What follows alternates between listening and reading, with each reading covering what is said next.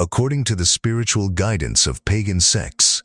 They always believe that the solar system is a representation of the image of an old grandfather with a white beard, the GrandMan. And in their thinking, they created an analogy for the three elements of the inner life of the human body: the brain, the heart, and the reproductive systems. The transformation of the image of Jesus in the Bible explains the concept of three tents, or three main spiritual powers, three tabernacles, the largest being in the middle, i.e. the heart, and the smallest on either side, i.e. the brain or the reproductive systems. It is possible that the philosophical theory of the existence of the three realms is based more on the concept of environmental origin in this perspective, which has existed in human history for thousands of years. Looking at this, let us refer to recent history in various passages. In the year 51 after Christ, 3 stars were seen in the sky once, and also in the year 66. In the year 69, 2 stars were seen together.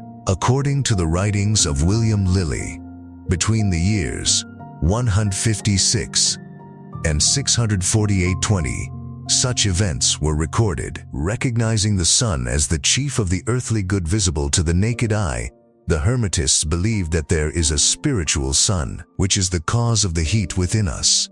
And for all who are endowed with the power of sight, they will see that sun, and those who are blind and cannot see can only feel its heat. There is an eternal sun which is the very source of wisdom, and those who in the spiritual life have awakened to life, their spiritual senses have awakened to life, they will see the sun and be aware of its existence.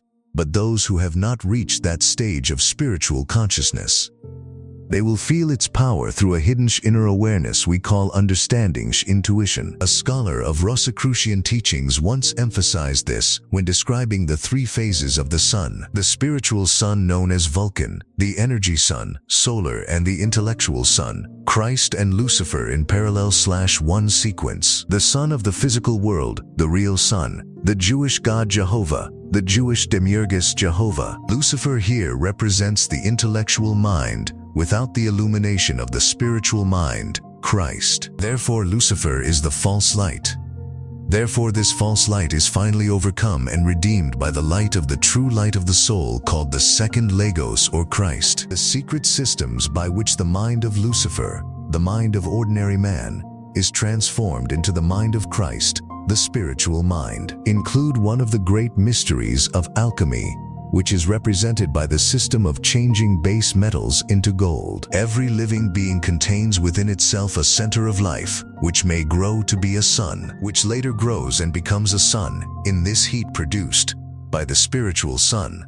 The divine power being aroused and stimulated by the light of the Logos, Christ grows and changes into a sun, which illuminates the understanding. The author of this article concludes his text by saying, "The terrestrial sun is like an image or reflection of the invisible celestial sun. The invincible celestial sun, the former, is in the spiritual realm, while the latter is in the material realm. But the latter receives its power from the former. This is the secret of the eternal and unchanging truth that has existed since the time of creation, available to everyone who seeks it."